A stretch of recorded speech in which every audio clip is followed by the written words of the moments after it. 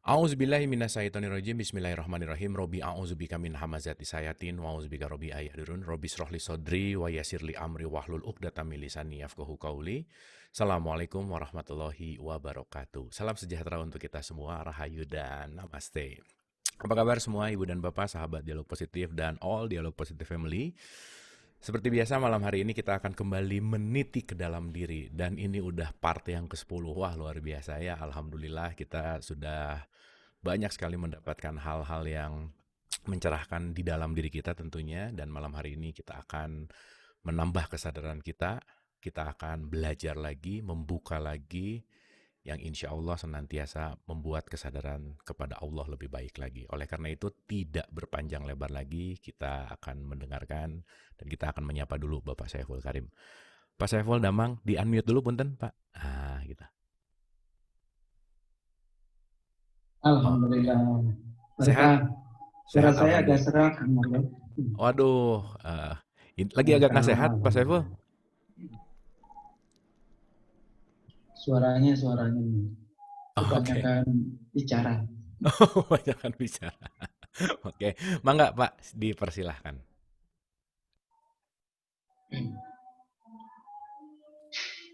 Bismillahirrahmanirrahim.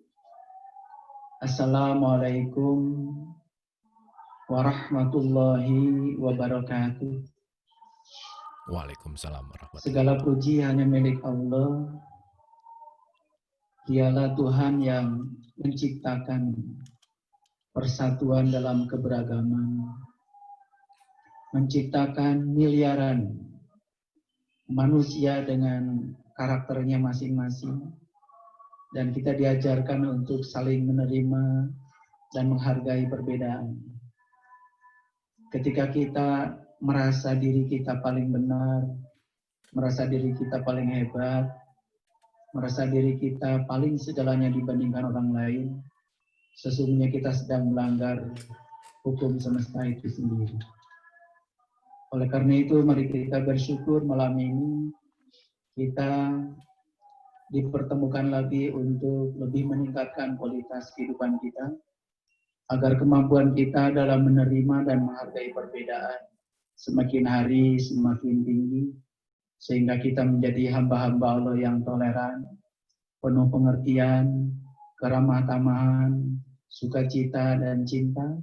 Karena dengan itulah kita akan bisa menjalin persaudaraan dan persahabatan dengan siapapun. Oleh karena itu saya mengajak kita semua untuk mengawali dialog positif ini dengan memuji Allah bersama-sama membaca hamdalah. Alhamdulillahi Rabbil Alamin.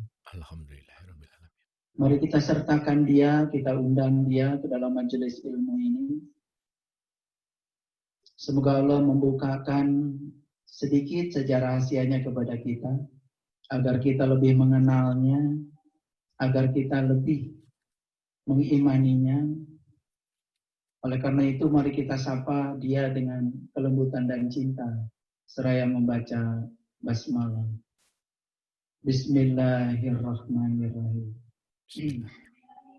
Para sahabat dialog positif, meniti ke dalam diri berarti kita melakukan perjalanan sendiri. Meniti ke dalam diri berarti kita melakukan perjalanan tanpa siapapun. Sehingga untuk meniti ke dalam diri kita harus keluar dari kerumunan banyak orang. Untuk meniti ke dalam diri kita harus menjadi orang asing. Dan tidak banyak sebetulnya orang yang berani untuk menjadi orang asing. Karena ketika kita menjadi orang asing kita akan mengalami ketakutan. Terutama takut untuk tidak didukung oleh orang banyak. Karena sejak dari kecil kita diajarkan untuk selalu ingin didukung dalam segala hal. Jadi ketika kita menjadi orang asing, menjadi orang luar, karena melakukan proses meniti ke dalam diri, keluar dari kerumunan, biasanya tidak bisa dilakukan oleh orang biasa, kecuali oleh orang-orang yang punya keberanian. Untuk menjadi singa dari domba diperlukan keberanian. Karena domba itu biasanya berkerumun. sedangkan singa itu biasanya sendiri. Dan untuk melakukan perjalanan ke dalam diri, itu tidak melewati jalan raya yang lebar, tetapi jalan pribadi kita, jalan sempit yang terjal. Meniti ke dalam diri seperti menaiki gunung yang terjal. Oleh karena itu diperlukan ketekunan, keikhlasan, kesabaran, dan kita harus yakin bahwa suatu saat kita akan mencapai tujuan. Karena Allah membuka kebahagiaan yang sama bagi setiap orang, membuka peluang yang sama bagi setiap orang. Dan Allah tidak pernah membeda-bedakan makhluknya untuk mencapai kesejahteraan yang sama, kebahagiaan yang sama, tujuan yang sama. Para sahabat yang dirahmati Allah, suara kebenaran itu kalau saya umpamakan seperti suara kecil yang ada pada setiap manusia. Dan suara itu semakin kecil ketika pikiran kita masih bising. Ketika pikiran kita belum menemukan masternya. Ketika pikiran kita belum bertemu dengan guru sejatinya. Ketika pikiran kita belum terakseskan ke dalam jiwa dan ruh. Ketika pikiran kita diizinkan untuk menggunakan energinya sendiri. Karena sesungguhnya yang disebut dengan gambar hidup, itu adalah produk dari pikiran sebagai kuas dengan semesta kosong sebagai kanvasnya. Ketika kita hanya menggunakan pikiran sebagai kuas dan semesta kosong sebagai kanvas, maka bisa dipastikan gambar hidup kita akan dipenuhi dengan gambar hidup yang negatif. Karena sesungguhnya pikiran itu adalah kekuatan negatif. Apabila pikiran belum melakukan akses ke alam yang tertingginya, alam kreativitas, alam produktivitas, alam-alam tinggi yang disebut dengan alam jiwa dan alam ruh. Sebetulnya meniti ke dalam diri itu pada dasarnya adalah kita berjuang untuk menghadirkan master yang bisa menggunakan pikiran sebagai pelayan, bukan membiarkan pikiran sebagai majikan.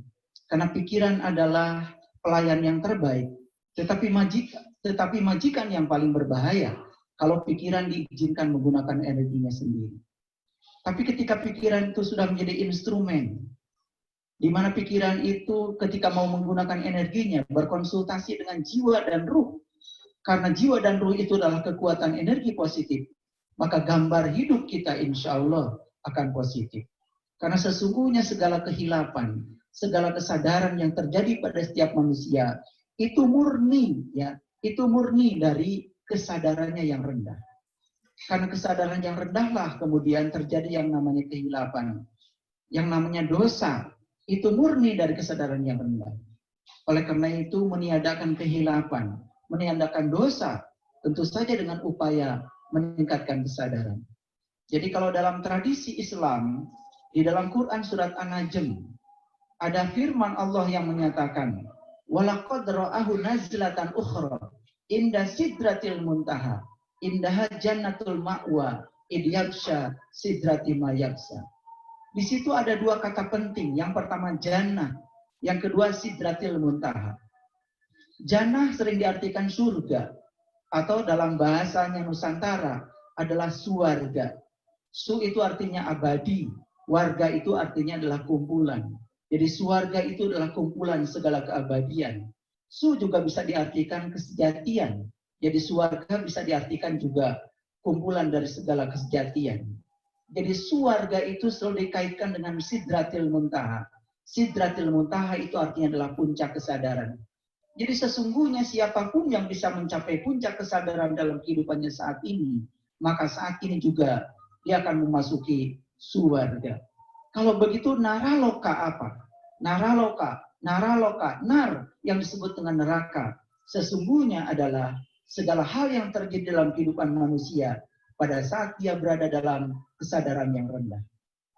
Para sahabat dialog positif. Jadi suara kebenaran itu ibarat suara kecil pada diri setiap manusia. Suara itu makin tidak terdengar ketika pada diri setiap manusia pikirannya masih bising, masih berisik, belum bisa istirahat. Oleh karena itu meniti ke dalam diri pada hakikatnya adalah mengistirahatkan pikiran. Meniti ke dalam diri artinya adalah mengheningkan pikiran, mengheningkan cipta. Karena suara kecil itu nyaris tidak terdengar bagi seseorang, maka semesta masih membantu kita dengan menghadirkan para guru-guru suci. Di zaman dulu menghadirkan para nabi, para rasul, para sunan, para wali. Dan di zaman sekarang tentu saja Allah tidak akan berhenti mengutus utusannya, walaupun gelarnya mungkin berbeda dengan dulu. Saya yakin para guru-guru suci di kehidupan yang sekarang pun masih akan bermunculan. Guru-guru yang berkesadaran akan terus bermunculan. Guru-guru yang akan mengajarkan kepada kita hidup dengan berkesadaran akan terus bermunculan. Karena lewat mereka lah kemudian suara kecil itu akan dibesarkan. Lewat mereka lah suara kecil itu akan dinyaringkan. Karena suara kecil itu sesungguhnya baru bisa dinyaringkan hanya ketika ada seorang guru suci yang hadir sebagai gema, sebagai pengeras suara. Oleh karena itu, siapapun yang mau menghargai dan bakti kepada guru, terutama guru yang bisa mengantarkan kita dari gelap kepada cahaya, insya Allah suara kecil di dalam dirinya akan digemakan, akan dibesarkan, akan dicerminkan, sehingga kita tidak akan pernah melakukan kesalahan dan kehilapan. Karena suara kecil itu akan semakin hari semakin terdengar jelas bagi kita. Para sahabatku yang dirahmati Allah, guru, berulang kali saya sampaikan, dari kata gu dan ru. Gu itu artinya adalah kegelapan, dan ru itu artinya adalah terang benderang. Jadi guru sesungguhnya, hakikatnya adalah siapa saja orang yang bisa mengantarkan kita dari kegelapan kepada terang. Guru bisa jadi adalah orang yang sebelumnya kita tolak dalam kehidupan kita. Guru bisa terjadi adalah orang-orang yang menyakiti kita. Guru bisa jadi orang-orang yang pernah menjatuhkan nama baik kita. Guru bisa siapa saja. Karena sesungguhnya yang melahirkan kebaikan bisa jadi dalam keburukan. Bisa jadi lewat orang-orang yang menyakiti kita, kita disadarkan. Bisa jadi lewat orang-orang yang terus-menerus memfitnah kita, merendahkan kita, kita akan dibesarkan. Jangan pernah menganggap mereka siapa, anggap saja mereka sebagai guru kita. Jadi guru sebetulnya pengertiannya sangat umum. Guru bukanlah seseorang. Guru itu sangat banyak dalam kehidupan kita. Bisa siapa saja yang menggugah kesadaran kita, yang membangkitkan kesadaran kita. Karena sesungguhnya penyakit manusia itu dalam Al-Quran cuma 3. Yang pertama adalah kebutaan mata kalbu. Yang kedua adalah penyakit kulit. Dan yang ketiga adalah kematian kesadaran. Kebutaan mata kalbu yang menyebabkan seseorang menjadi gelap gulita. Karena dalam ruang gelap, apa saja menjadi negatif. Tali di ruang gelap bisa dianggap sebagai ular. Sehingga seseorang menjadi takut dengan tali di ruang gelap. Karena dia menganggap di ruang gelap ada ular. Tapi ketika cahaya dihadirkan di ruang gelap, maka dalam sekejap, tali pun bisa kelihatan. Ternyata yang disangka ular.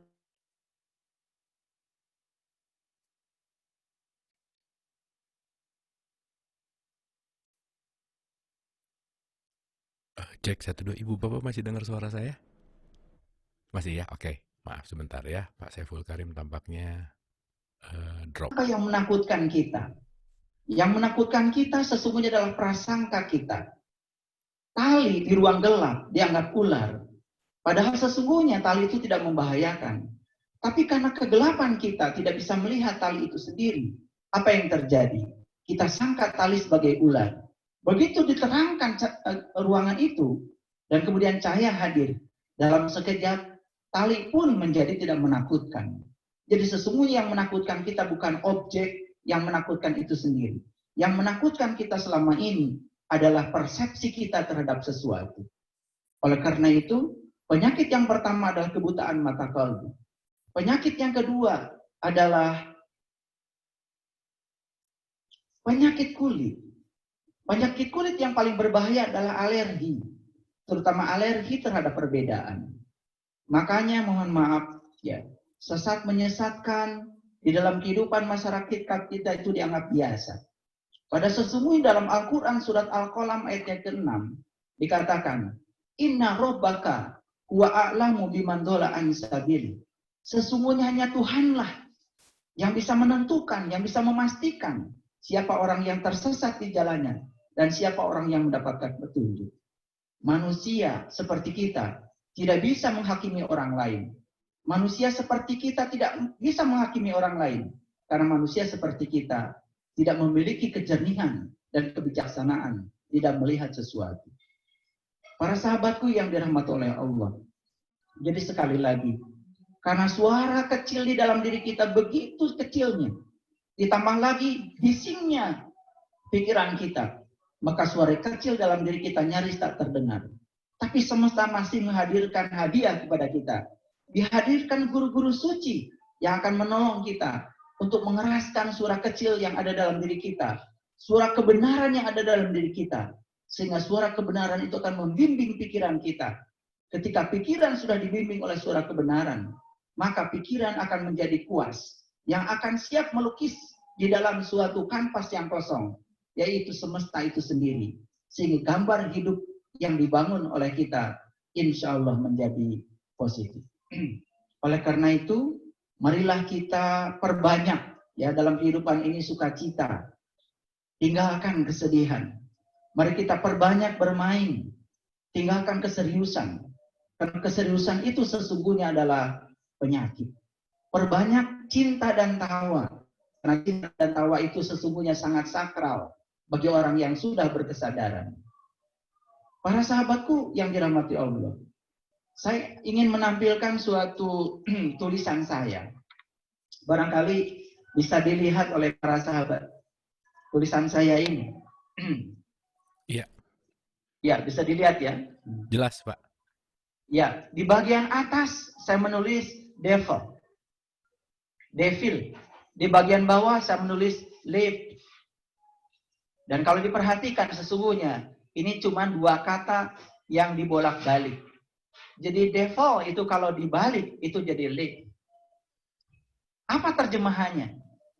Devil itu artinya adalah iblis, setan. Sedangkan live itu artinya adalah hidup. Jadi sesungguhnya ya, apa sih yang dimaksud dengan iblis itu? Dan apa yang dimaksud dengan hidup itu? Dan kenapa ya leluhur kita yang sudah tinggi peradabannya membuat bahasa saja bisa sampai memiliki arti dan makna yang dalam. Saya ingin menunjukkan satu ayat dulu sebelum saya lanjutkan kajian kita. Silakan Kang Abu ditunjukkan Quran surat Al-Baqarah ayat 34. Oke, surat 2 Al-Baqarah ayat 34. Surat 2 ayat 34. Pakai ayat biar lebih jelas. Ya, mangga, Pak. Baik, ini ayatnya. Dan ingatlah ketika kami berfirman kepada para malaikat. Kami di situ adalah Allah. Jadi Allah itu kadang-kadang menyebut aku. Tapi kadang-kadang juga menyebut kami. Dan saya mengamati kalau Allah menyebut kami. Kami di situ kan sebutnya jamak. Bukan berarti Allah itu banyak.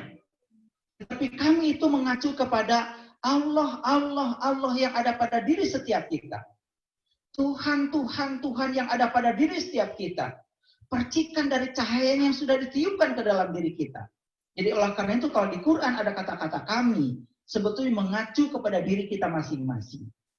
Jadi sekali kalau ada kata kami yang mengacu kepada sebutan Allah, itu mengacu kepada Allah yang ada pada diri kita masing-masing. Bukankah sebetulnya Allah lebih dekat kepada kita, melampaui dekatnya urat nadi leher kita? Dan Allah sudah meniupkan bagian dari cahayanya ke dalam diri kita. Fa'idha sawaitu wa nafahtu fihi min ruhi faqa'ulahu sajidin. Dan ketika aku sudah menyelesaikan penciptaanmu dengan sempurna, aku tiupkan ruhku ke dalam dirimu. Jadi Allah itu sudah meniupkan ruhnya ke dalam diri kita. Jadi sebetulnya yang namanya manusia itu bukanlah makhluk bumi yang sedang mencari cahaya. Tapi yang namanya manusia itu adalah makhluk cahaya yang sedang dikaryakan di bumi. Karena kita mau berkarya di bumi, maka kita dibungkus oleh tubuh. Dibungkus oleh tubuh jasmani yang sempurna ini. Saya berulang kali sering mengatakan bahwa tubuh jasmani ini adalah kendaraan terhebat ciptaan Allah. Yang bisa mengantarkan sang penumpang dalam diri kita. Yang bernama jiwa. Supaya jiwa itu sampai ke tujuannya, maka disediakanlah yang namanya pikiran sebagai sopir. Sayang sekali, kendaraan ini seringkali digunakan oleh sopir kita tanpa konsultasi dengan penumpang yang bernama jiwa kita. Oleh karena itu saya berulang kali mengatakan, kalau ingin agar kendaraan ini bisa mengantarkan sang penumpang pada diri kita, maka sang sopir yang ada di dalam diri kita, yang mengendarai kendaraan kita ini, harus konsul kepada penumpangnya yang bernama jiwa kita. Mau diantarkan kemana? Harusnya seperti itu. Nah, di dalam ayat ini kita melihat, ya, yang pertama, dan ingatlah ketika kami berfirman kepada malaikat. Siapa itu malaikat? Siapa malaikat itu sebetulnya? Karena selama ini kita belajar kata malaikat mungkin sudah terdistorsi. Oleh karena itu saya mengajak kita kembali kepada etimologinya. Jadi malaikat dari kata malak. Malak itu artinya tekad. Malak itu adalah karep. Jadi malak itu adalah keinginan yang kuat pada diri setiap manusia. Makanya di sini dikatakan, sujudlah kamu kepada Adam. Ya, maka semuanya adalah sujud kecuali iblis. Ia enggan dan tak kabur, dan adalah dia termasuk orang-orang yang tertutup. Jadi saya tidak menyebut kata kafir dengan kafir, karena kalau kata kafir disebut kafir, itu juga jadi terdistorsi. Kalau mau diterjemahkan, terjemahkan semuanya. Jadi kata kafir itu sebenarnya sudah menjadi kata bahasa Inggris, cover, itu artinya adalah tutup. Jadi siapa yang tertutup itu adalah iblis. Dan siapa iblis itu? Iblis itu yang menolak. Menolak apa? Menolak bersujud. Nah, kalau kita membicarakan iblis, ya habis-habisan, lalu kita tidak menghadirkan ya iblisnya, maka kita jadi menggunjingkan iblis. Oleh karena itu saya tidak mau membicarakan iblis tanpa kehadiran iblis. Oleh karena itu maka saya akan membuat suatu dialog, dan tolong dialog ini dijawab oleh diri kita masing-masing. Perhatikan dialog saya dengan Bapak Ibu dan dijawab dengan hati kita masing-masing. Satu pertanyaan saya mohon dijawab. Apakah kita dalam hidup ini masih suka menolak kontradiksi yang tidak kita inginkan? Jawabnya cuma ya atau tidak. Saya teruskan pertanyaannya. Apakah kita jengkel ketika mendapatkan sesuatu yang tidak kita inginkan terjadi dalam kehidupan kita? Jawabannya ya atau tidak. Ya. Apakah kita marah ketika ada orang lain yang membenci kita? Oke, teruskan. Apakah kita marah pada anak ketika anak itu tidak mengikuti saran-saran kita? Oke. Sudah cukup dulu, pertanyaan cuma 4 dulu. Apakah jawabannya ya atau tidak? Kalau jawabannya iya, 4-4-nya, berarti kita tidak siap untuk sujud. Berarti kita masih menolak kenyataan. Dan sesungguhnya yang sedang berbicara dalam diri kita tadi, itulah yang disebut dengan devil. Makanya devil itu artinya adalah penolakan. Sedangkan live artinya adalah menjalani. Sepanjang kita masih menolak kenyataan hidup, dan sepanjang kita belum siap untuk menjalani ya kenyataan hidup, sepanjang itu pula kita tidak akan pernah menjadi malaikat. Sepanjang itu pula kita hanya menjadi iblis. Dan orang mengira ketika kita marah, kemarahan itu dikeluarkan lewat mulut kita. Pada sesungguhnya kemarahan itu akan dikuatkan di dalam batin kita. Itulah yang kemudian disebut dengan kotoran jiwa. Jadi para sahabatku yang dirahmati Allah, sangat sederhana sebetulnya. Jadi siapa iblis itu? Iblis bukanlah entitas yang di luar diri kita. Iblis bukan sesuatu yang di luar diri kita. Tapi saat kita menolak kenyataan hidup, saat kita tidak suka dengan kontradiksi, pada sesungguhnya itu semua adalah guru-guru yang dihadirkan dalam kehidupan kita. Guru-guru yang sedang menyamar yang dihadirkan kepada kita untuk mendidik kita, untuk menyabarkan kita, untuk menguatkan kita. Dan kemudian kita menolaknya. Dan saat itu yang sedang terjadi, kita sendiri sebetulnya sebagai devil. Dan oleh karena itu bagi mereka yang sudah bisa membalikan devil menjadi live, maka yang terjadi apa? Hidupnya penuh dengan kedamaian, hidupnya mengalir. Dan di setiap kontradiksi tidak akan pernah bertanya, ya Allah mengapa hal ini terjadi? Tapi pasti akan mengemukakan satu pernyataan, ya Allah, jika ini harus terjadi dalam kehidupanku, dan ini bagian dari perjalanan hidupku, tolong kau ajarkan pesan apa yang hendak kau sampaikan kepadaku. Jadi dia meminta kepada Allah, pesan apa yang hendak engkau sampaikan kepadaku, bukan melakukan penolakan. Dan kebanyakan manusia justru melakukan penolakan. Jadi oleh karena itu jangan heran kalau kemudian di dalam Al-Quran ada pernyataan seperti ini. Walaqad darokna li jahannam katsiran minal jinni wal ins. Sesungguhnya penghuni neraka jahanam itu kasiro. Kasiro itu sebetulnya 90%. Kalau 90% kasiro, maka 10% adalah kolil. Jadi kebalikan daripada kasiro, itu adalah kolil. Kasiro itu sebagian besar, sedangkan kolil itu adalah sebagian kecil. Jadi kalau kasiro itu banyak sekali, kalau kolil itu dalam bahasa Quran, ya sedikit sekali. Walaqad darana li jahannam kasiro minal jinni wal in. Sesungguhnya penghuni neraka jahanam itu sebagian besar adalah manusia. Sebagian besar adalah manusia. Manusia yang mana? Yang pertama, lahum qulub la yafqahuna biha. Yang kedua, lahum a'yun la yubsiruna biha. Yang ketiga, lahum adan la yasma'una biha. Dia punya qalbu tetapi tidak digunakan untuk memahami. Dia punya qalbu tidak digunakan untuk melihat. Dia punya qalbu tidak digunakan untuk mendengar. Jadi qalbu itu punya 3 fungsi yang sangat utama. Yang pertama memahami, yang kedua melihat, yang ketiga mendengar. Bagaimana mungkin ya pikiran kita bisa mengakses ya alam-alam yang tinggi seandainya qalbu kita masih tertutup? Maka kita tidak akan pernah bisa memahami, tidak akan pernah bisa mendengar, dan tidak akan pernah bisa melihat. Oleh karena itu ajaran para leluhur kita yang paling utama adalah bagaimana kita diajarkan untuk meniti ke dalam diri, melakukan perjalanan ke dalam diri kita sendiri, menemui dia yang ada di dalam rumah ciptaannya sendiri yang bernama Baitullah. Oleh karena itu maka tubuh ini adalah ya rumah tua, yang kitab suci tertua yang diciptakan oleh Allah dengan tangannya sendiri. Tubuh ini adalah kitab suci tertua yang diciptakan oleh Allah dengan tangannya sendiri. Makanya jangan heran kalau di Quran Allah mengatakan, langit dan bumi, di dalam hadis qudsi Allah mengatakan, langit dan bumi tidak akan cukup menampung zatku, tapi kalbunya orang yang beriman. Itulah sebenar-benarnya rumahku. Jadi rumah yang sebenarnya adalah kalbunya orang yang beriman. Oleh karena itu, kalau kita ingin ya mengakses ya alam-alam yang tinggi, tidak mungkin kita melakukan perjalanan keluar, tapi kita melakukan perjalanan ke dalam. Perjalanan ke dalam diri adalah harus dilakukan oleh diri kita sendiri, sendiri tanpa bantuan orang lain. Maka oleh karena itu, bagi orang yang sudah mencapai kesadaran itu, kesendirian bukanlah sesuatu yang membuat dia sepi. Justru kesendirian itu membuat dia mencapai keutuhan. Karena sesungguhnya sejatinya diri kita adalah sendiri. Kita datang ke sini sendiri dan kita akan pulang sendiri. Oleh karena itu belajarlah latihan untuk selalu sendiri. Nah, kenapa begitu? Saya ingin berikan ilustrasi sedikit. Ketika melakukan perjalanan ke dalam diri, maka kita akan menemukan sumber cinta. Ketika kita sudah menemukan sumber cinta di dalam diri kita, apa yang terjadi? Maka cinta itu akan mengalir ke dalam diri kita.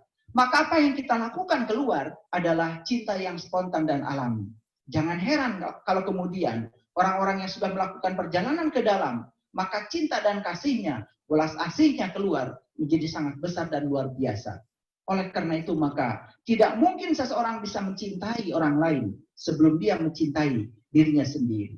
Orang yang mencintai orang lain tetapi belum sukses mencintai dirinya sendiri, sesungguhnya itu adalah kecintaan yang palsu. Itu adalah kepura-puraan. Oleh karena itu banyak sekali di titik tertentu orang mengalami kejenuhan dalam mencintai. Seorang orang tua ya mungkin saja suatu saat akan mengalami kejenuhan yang menyayangi anaknya. Anak juga mengalami kejenuhan mencintai ibunya. Seorang suami mengalami kejenuhan mencintai istrinya. Seorang istri mengalami kejenuhan mencintai suaminya. Karena apa? Karena di situ ada kepura-puraan. Sesungguhnya dia belum siap mencintai orang lain. Karena dia belum siap mencintai dirinya sendiri. Kenapa? Karena dia belum bisa mengakses sumber cinta yang ada dalam diri. Jadi meniti ke dalam diri itu sebetulnya manfaatnya sangat banyak sekali. Di samping kita bisa membuka segala rahasia tentang dia di dalam diri kita, kita pun akan menemukan sang sumber cinta yang sesungguhnya di dalam diri kita. Ketika kita sudah menemukan sang sumber cinta dalam diri kita, maka kita akan bisa mencintai yang di luar diri kita dengan spontan dan alami, jauh dari kepura-puraan. Karena itu ya orang yang sudah meniti ke dalam diri biasanya menemukan kebijaksanaan dan ulas asih yang sangat luar biasa. Karena dengan itulah kemudian seseorang bisa mencapai kesadaran yang sesungguhnya. Para sahabatku yang dirahmati Allah, saya ingin menunjukkan satu satu ayat di dalam Al-Quran yang sangat luar biasa. Mohon ditunjukkan Kang Abu, Quran surat Al-Baqarah masih. Tapi ayatnya sekarang ayat 177. Ayat 177. Surat yang kedua ayat 177. Oke, yang ini tadi sudah kita bahas. Ayatnya sekarang surat Al-Baqarah, surat yang kedua. Ayat 177. Ya, mangga. Baik, ya, terima kasih Kang Abu. Nah, sesungguhnya dan sesungguhnya, oh bukan yang ini Kang Abu. Surat 2. Surat 2. Yes. Ya, oke, baik. Ya, yang ini yang saya maksud. Baik, terima kasih. Bukanlah menghadapkan wajahmu ke timur dan barat itu suatu kebajikan. Sekali lagi, bukanlah menghadapkan wajahmu ke timur dan ke barat itu suatu kebajikan. Ini sebetulnya berbicara tentang apa? Ini berbicara tentang ritual. Karena ritual itu sudah ada aturannya. Ya, ritual itu sudah ada aturannya. Mohon maaf, kita kan sholat sudah ada aturannya. Sholat kita menghadap ke kiblat. Ya, dan kiblat itu adalah Ka'bah yang ada di Mekah sana. Sehingga seluruh masjid di tempat kita itu harus mengarah ke sana. Jadi kiblat itu adanya di arah barat kalau dari sisi kita, dari kita ya, dari kita. Tapi dari negara lain ya dari negara lain tentu saja ya kata-kata barat ini tidak berlaku lagi ya. Tetapi yang benar itu adalah menghadap Ka'bah. Jadi mungkin saja Ka'bah itu dari negara lain adanya di timur, bukan di barat. Karena kebetulan saja kita yang di Indonesia menyebut ya ke Mekah itu adalah menghadap ke barat. Tapi dari negara yang lain mungkin saja menghadap ke timur. Ya, karena dunia ini kan bulat. Jadi bukanlah menghadapkan wajahmu ke timur dan ke barat itu suatu kebajikan. Akan tetapi sesungguhnya yang namanya kebajikan itu yang pertama adalah iman kepada Allah. Yang kedua, yang namanya kebajikan itu adalah iman kepada hari akhirat. Jadi hari akhirat itu, yang dimaksud hari akhirat, sudah saya jelaskan berulang-ulang. Jadi sebetulnya adalah hari akhirat itu adalah hari di mana kita akan sampai pada terminal terakhir kita. Dan terminal terakhir kita adalah Allah. Jadi sebetulnya yang disebut dengan yaumil akhirat itu adalah hari di mana kita kembali kepada Allah. Jadi hari di mana kita sampai kepada terminal terakhir kita. Memenuhi ayat inna lillahi wa inna ilaihi raji'un. Kemudian yang ketiga adalah malaikat. Yang keempat adalah kitab. Yang kelima adalah nabi. Kemudian yang keenam adalah memberikan harta yang dicintainya kepada kerabatnya. Anak yatim, orang miskin, musafir, dan orang-orang yang meminta-minta. Dan memerdekakan hamba sahaya. Mendirikan sholat, menunaikan zakat, dan orang-orang yang menepati janjinya apabila ia berjanji. Dan orang-orang yang sabar dalam kesempitan, penderitaan dan peperangan. Mereka itulah orang-orang yang benar imannya, dan mereka itulah orang-orang yang bertakwa. Jadi kalau menurut ayat ini, syarat seseorang untuk menjadi bertakwa itu betapa banyak sebetulnya ya, bukan sekedar pengakuan saja. Jadi yang paling sederhana saja kalimat-kalimat terakhir yang ada di sini contohnya ya. Orang-orang yang sabar dalam kesempitan, orang-orang yang sabar dalam penderitaan, ya itu sebetulnya luar biasa karena untuk melihat watak seseorang itu bukan dalam kesenangan, ya bukan dalam kelapangan. Kalau ingin melihat watak seseorang justru dalam kesempitan. Kalau ingin lihat kepribadian seseorang, lihat ketika dalam penderitaan. Jadi kalau kita mau melihat kepribadian seseorang dalam kelapangan, ya dalam kesenangan itu agak sulit ya. Tapi kalau kita ingin lihat kepribadian seseorang dalam kesempitan, dalam penderitaan, luar biasa. Makanya sabarnya seseorang itu akan kelihatan ketika dia dihadapkan pada kesempitan. Sabarnya seseorang akan kelihatan saat dihadapkan pada penderitaan. Jadi sabarnya seseorang itu saat dia dihadapkan pada orang-orang yang tidak sabar. Bukan ketika dia sedang berhadapan dengan orang-orang yang sabar. Oleh karena itu saya mengatakan bahwa segala kontradiksi yang kita hadapi dalam hidup ini, semua adalah guru-guru kita. Jadi yang namanya guru itu bukan sekedar sosok manusia saja, tapi yang namanya guru bisa jadi adalah peristiwa apapun yang mengubah kita dari kegelapan kepada cahaya. Apapun yang mengubah kita, yang menyadarkan kita untuk bertransisi dari kegelapan kepada cahaya. Jadi menurut ayat ini kita bisa mendapatkan penjelasan yang sangat gamblang bahwa sesungguhnya ya, puncaknya takwa itu adalah sabar. Puncaknya takwa itu adalah sabar. Dan bukanlah suatu kebaikan menghadapkan wajah kita ke timur dan ke barat. Karena sesungguhnya kebaikan itu seperti yang dideratkan di sini. Ada lagi kata-kata yang penting di ayat ini. Memberikan harta yang dicintainya kepada kerabatnya. Jarang sekali sebetulnya, ya mohon maaf ya. Orang tuh kalau memberi ya dalam kesempitan. Justru biasanya kalau memberi itu dalam kelapangan. Padahal kata Allah, yang namanya memberi itu adalah memberikan yang dicintai kepada kerabatnya. Jadi memberikan yang dicintai berarti kita ini butuh sesuatu dan yang ini hanya satu-satunya milik kita dan ini harus kita berikan kepada orang lain. Itu adalah memberi dalam kesempitan. Makanya kita tidak akan pernah menjadi orang yang luar biasa seandainya tindakan kita adalah tindakan-tindakan yang biasa. Memberi kepada orang lain pada saat kita memiliki kelapangan, memberi kepada orang lain pada saat kita memiliki kelebihan, bahkan yang diberikan kepada orang lain adalah sesuatu yang sudah kita tidak pakai lagi. Baju kita terlalu banyak, yang kita berikan kepada orang lain adalah baju yang sudah tidak terpakai lagi oleh kita. Makanan kita terlalu banyak, yang kita berikan pada orang lain karena kita sudah tidak sanggup lagi memakannya. Karena sisa yang diberikan pada orang lain. Jadi kalau kita masak banyak, kemudian masak banyak dengan niat supaya kita makan banyak. Dan ketika tidak termakan diberikan kepada orang lain, itu adalah kesia-siaan. Kecuali kalau kita masak banyak, sudah ada niatan dari diri kita. Karena sebagian ingin memberikan kepada orang lain. Jadi sebetulnya para sahabatku yang dirahmati Allah, buah dari iman kepada Allah, buah dari iman kepada akhirat, buah dari iman kepada malaikat, buah dari iman kepada kitab dan nabi-nabi, itu adalah kita mampu memberikan yang dicintai kepada orang lain. Buah dari mendirikan sholat, buah dari zakat, ya, buah dari menepati buah dari itu semua adalah sanggup menepati janji apabila berjanji, dan kita selalu sabar dalam kesempitan. Jadi ada kalimat-kalimat terakhir di sini, ya, yang dicantumkan setelahnya. Setelah iman kepada Allah, setelah iman pada hari kemudian, setelah iman kepada malaikat, setelah iman pada kitab, setelah iman pada nabi.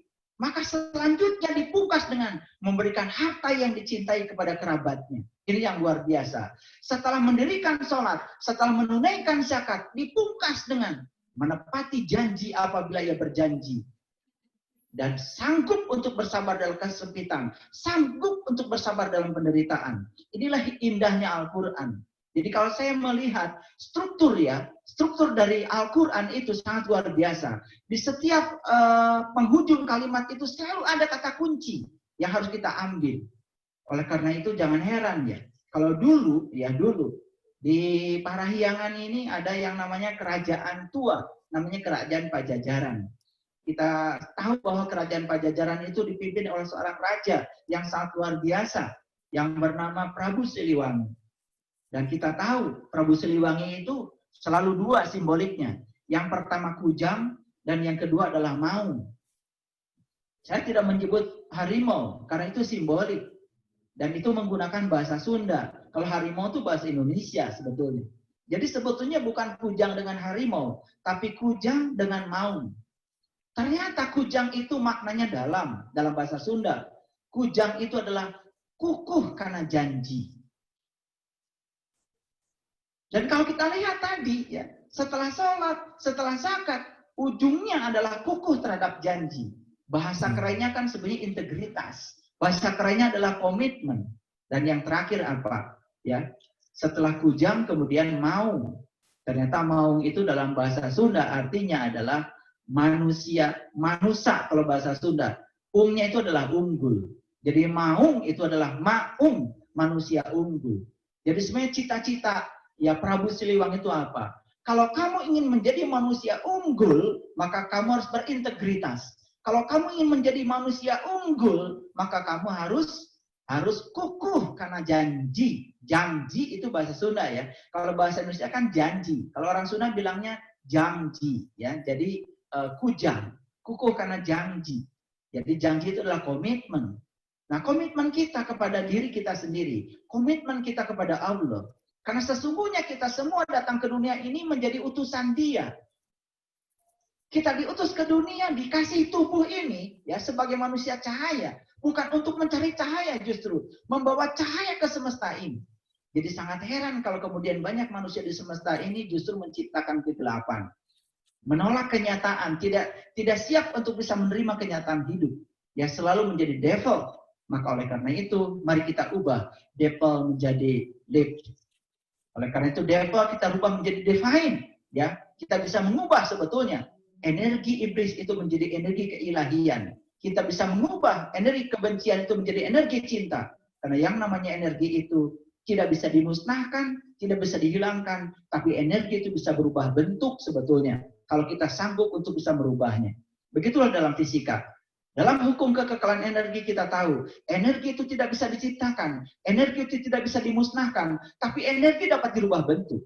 Jadi sebutnya kesadaran rendah itu adalah energi rendah, kesadaran tinggi energi tinggi, vibrasi energi tinggi. Maka yang kesadaran rendah sebenarnya bisa ditransformasi menjadi kesadaran tinggi. Cuman tinggal tahu bagaimana caranya. Inilah sebetulnya yang banyak tidak tahu. Bagaimana caranya? Bagaimana caranya? Itu yang banyak yang tidak tahu. Karena banyak yang salah kaprah. Sambil contoh misalnya di dalam Quran surat 91, surat Asy-Syams ayat 9 dan 10. Ada kata-kata seperti ini. Qad aflaha man zakkaha wa qad khaba man dassaha. Quran surat yang ke-91 ayat 9 dan 10. Qad aflaha man zakkaha. Beruntunglah orang yang menyucikan jiwanya. Wa qad khaba man dassaha. Dan merugilah orang yang mengotori jiwanya. Bagaimana cara menyucikan jiwa? Apa yang kita lakukan selama ini? Mohon maaf, yang kita lakukan selama ini, cara menyucikan jiwa seperti apa? Ya, kita dengan memperbanyak ibadah, dengan memperbanyak ritual, walaupun yang kita lakukan tanpa kesadaran. Saya pastikan jiwa kita tidak akan pernah suci ya dengan memperbanyak ritual, apalagi ritual yang kita lakukan ya tidak ada kualitasnya, tidak ada kesadarannya di situ. Kenapa begitu? Saya ingin kasih tahu, bagaimana kita bisa membersihkan jiwa kita kalau kita tidak pernah tahu dari mana sebenarnya sumber kotoran jiwa kita. Karena kalau kita tidak tahu sumber kotoran jiwa kita tidak akan pernah sukses membersihkan jiwa kita. Oleh karena itu maka saya ingin menyampaikan suatu pemikiran saya. Sebetulnya sumber kotoran dari jiwa kita itu yang pertama adalah dari salah interpretasi. Sumber yang kedua adalah dari salah melakukan proyeksi. Salah interpretasi dan salah proyeksi diakibatkan oleh dua hal. Yang pertama ketidaktahuan, yang kedua adalah egoisme. Jadi kalau kita tidak pernah tahu ya sumber kotoran jiwa itu apa, maka kita pun tidak akan pernah sukses membersihkan jiwa kita. Makanya memperbanyak ritual, apalagi ritual yang kita lakukan tanpa kesadaran, hanya terjebak rutinitas tanpa ada kepuasan. Yang terjadi apa? Tetap saja kita melakukan salah interpretasi, berburuk sangka, curiga, ya toh? Menghakimi orang lain, tidak punya rasa pengertian pada orang lain, tidak tenggang rasa, dan lagi-lagi dibangun oleh egoisme, ya. Mementingkan kepentingan pribadi dari kepentingan orang lain, dan itulah sumber dari apa itu yang namanya kotoran jiwa. Nah, oleh karena itu maka saya membuat suatu pemikiran yang sudah saya praktekkan pada diri saya sendiri. Bagaimana caranya supaya kita tidak terjebak oleh kotoran jiwa? Satu saja kita lakukan, perbanyak pengetahuan, dan kedua, leburkan ego kita. Maka insya Allah salah interpretasi akan hilang, salah proyeksi akan hilang. Yang muncul adalah dua di dalam diri kita. Satu kebijaksanaan, yang kedua welas asih. Karena kotoran batin itu hanya bisa dilenyapkan oleh dua. Yang pertama kebijaksanaan, yang kedua welas asih. Meningkatkan kebijaksanaan dan welas asih adalah meningkatkan kesadaran. Lagi-lagi kalau kita ingin memiliki dua hal ini, kuncinya cuma satu, meniti ke dalam diri. Meniti ke dalam diri. Karena mengenal diri sejati itu luar biasa untungnya. Mengenal diri sejati, kita akan punya pengetahuan tentang diri kita sendiri. Oleh karena itu, kalau saya menyitir satu pernyataan di dalam kitabnya Weda, dikatakan seperti ini. Segala kehilapan dan dosa akan bisa dihapuskan oleh satu pengetahuan yang namanya pengetahuan sejati.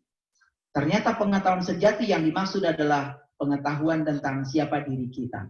Makanya itulah menjadi pengetahuan dari segala pengetahuan, raja dari segala raja pengetahuan. Karena setelah saya membuktikan perjalanan ke dalam diri dan kita sukses menemukan siapa diri kita, bukan sekedar sumber cinta yang kita bisa akses, tetapi ketika kita mengenali diri kita sendiri, yang terjadi adalah dua. Yang pertama, kita akan memiliki kebijaksanaan. Yang kedua, kita akan memiliki sifat ulas asih. Dengan demikian, maka interpretasi yang salah, proyeksi yang salah bisa ditiadakan dengan hadirnya pengetahuan sejati. Itulah sebenarnya cara untuk menghilangkan yang kotoran jiwa.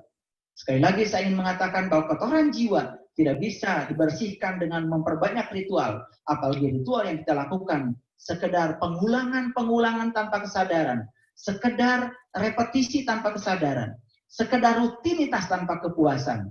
Itu tidak akan pernah menjadikan kita menemukan itu. Karena kepribadian kita setiap saat selalu berubah. Mari kita sadari, kepribadian kita terdiri dari beberapa hal yang saling berlawanan. Di satu sisi mungkin kita akan menjadi sangat ulas asih di satu waktu. Dan di waktu yang lain mungkin kita akan menjadi pendengki. Di satu waktu kita menjadi orang yang terbuka terhadap nasihat. Tapi di sisi lain kita menjadi sangat sombong dan tertutup terhadap nasihat. Kepribadian kita sesungguhnya selalu berubah dan tidak tetap.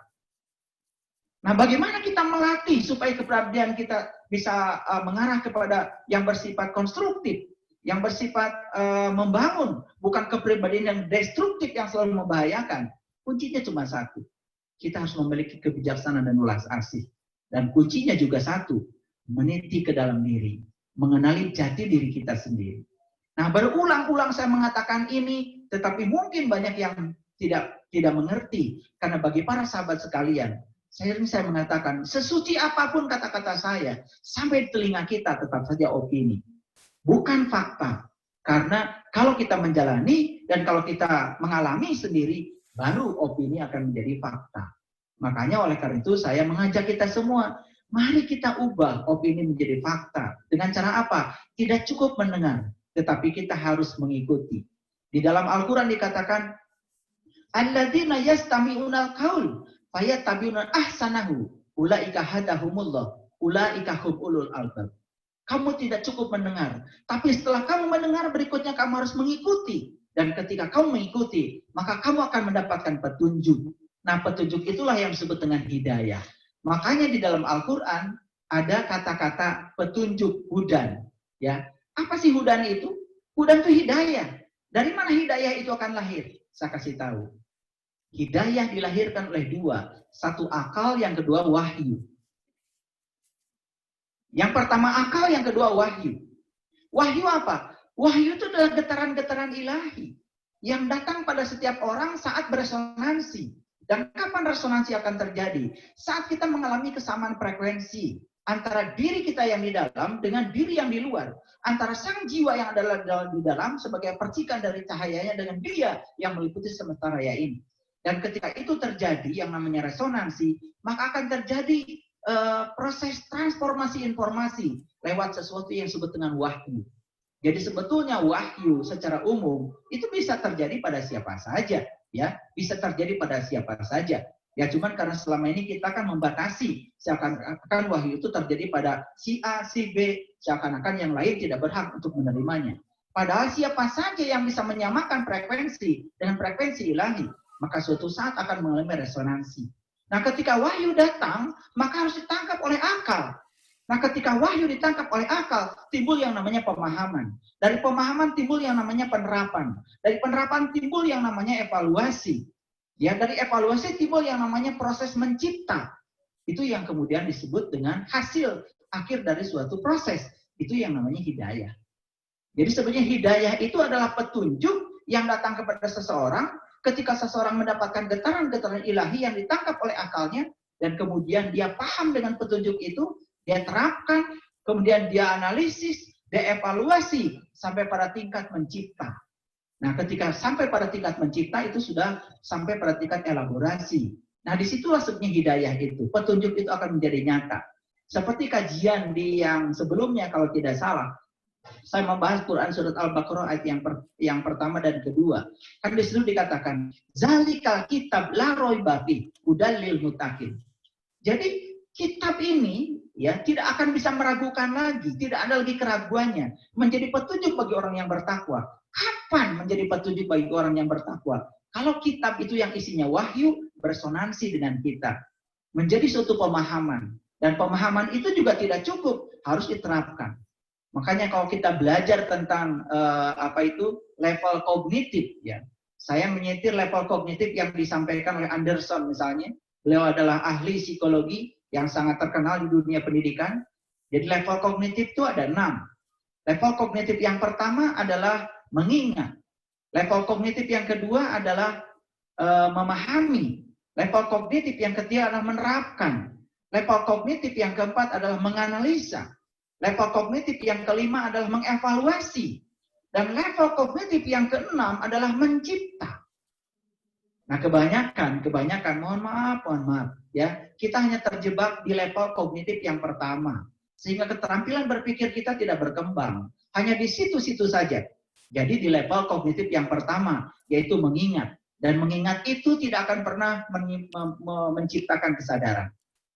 Mohon maaf kalau saya mengatakan, kan banyak sekali sekarang ini adalah pendidikan-pendidikan yang mengajarkan kita untuk menghafal. Menghafal ini, menghafal itu, termasuk juga menghafal kitab. Hanya diajarkan untuk menghafal. Dan dikiranya sudah menghafal itu kemudian menjadi selamat karena dia menjadi penghafal. Saya kira tidak. Kesadaran itu tidak bisa dibangun dengan itu. Dan kesadaran itu harus memasuki level memahami. Harus masuk level menerapkan.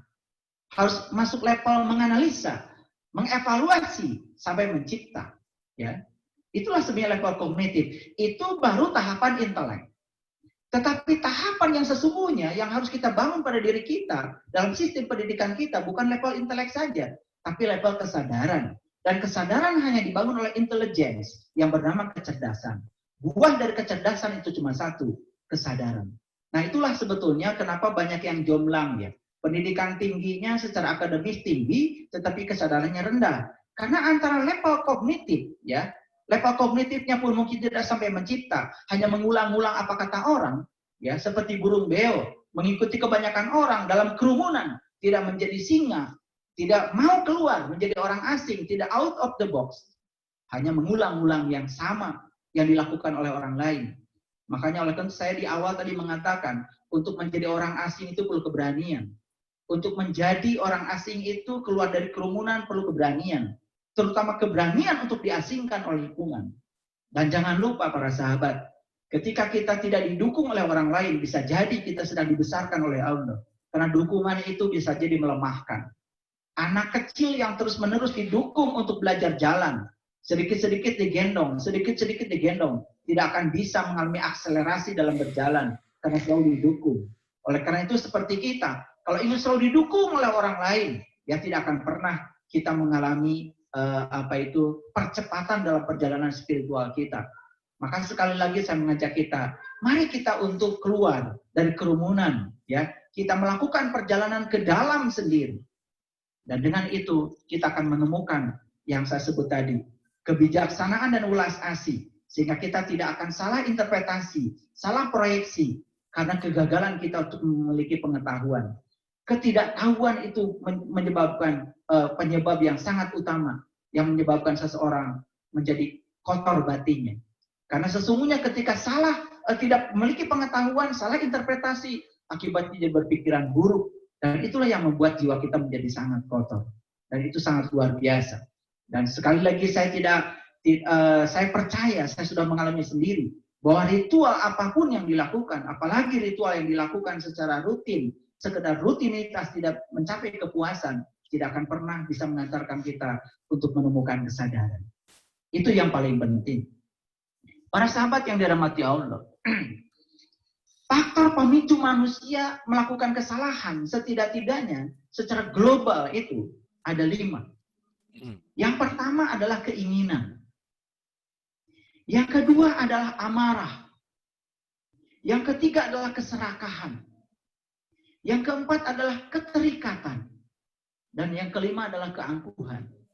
Jadi sekali lagi, faktor pemicu manusia dalam membuat kesalahan itu bisa dikelompokkan menjadi 5 faktor kalau menurut saya. Yang pertama adalah keinginan. Yang kedua amarah. Yang ketiga adalah keserakahan. Yang keempat adalah keterikatan. Yang kelima adalah keangkuhan. Makanya kalau orang-orang spiritual sering menganggap ini disebut panca provokator sebetulnya. Ya, 5 provokator yang membuat seseorang terjebak dalam kesalahan. Pertanyaannya, apakah para rasul, para avatar, para mesias, para guru suci, apakah mereka sudah terbebas dari 5 provokator ini?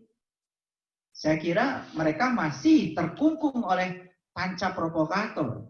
Cuman beda kesadaran. Saya buktikan sekarang. Misalnya yang nomor 5, keangkuhan. Keangkuhan ya. Apakah para rasul, para avatar, para mesias, para guru suci itu sudah terbebas dari keangkuhan? Saya kira mereka masih punya keangkuhan. Cuman keangkuhan berkesadaran tinggi. Apakah ketika Nabi Muhammad menyatakan diri sebagai rasul itu keangkuhan? Saya kira itu keangkuhan. Tapi keangkuhan yang berkesadaran tinggi. Manifestasi dari kesadaran diri. Jadi bedanya itu. Jadi kalau para rasul, para nabi, para avatar, para mesias, para guru suci itu, keangkuhannya itu berdampak rahmatan lil alamin. Keangkuhannya itu bukan dari kesombongan, tapi keangkuhannya itu dari kesadaran tinggi. Maka saya sebut keangkuhannya berasal dari manifestasi kesadaran. Manifestasi dari kecerdasan, bukan manifestasi dari inteleknya. Apakah ketika Krishna mengatakan aku adalah manifestasi dari semesta, itu bukan keangkuhan? Keangkuhan, tapi keangkuhan yang berasal dari manifestasi kesadaran. Apakah para nabi, para rasul tidak punya keinginan? Punya dong. Apa keinginannya? Keinginan untuk berbagi kesadaran. Itu bedanya. Keinginan untuk berbagi cahaya. Itu bedanya. Keinginan yang berkesadaran tinggi. Nah, jadi panca provokator yang saya maksud adalah ya panca provokator yang dibangun oleh kesadaran rendah. Keinginan yang berkesadaran rendah, amarah yang berkesadaran rendah. Apakah ada amarah yang berkesadaran tinggi? Ada. Tentu saja. Seorang guru suci suatu saat bisa saja menegur muridnya. Karena setelah dinasihati berulang-ulang tetap saja melakukan kesalahan yang sama. Oleh karena itu para sahabat harus diingat bahwa sebetulnya ya, manusia itu tidak akan pernah bisa melakukan kesalahan yang bervariasi. Tidak akan pernah bisa melakukan kesalahan yang banyak.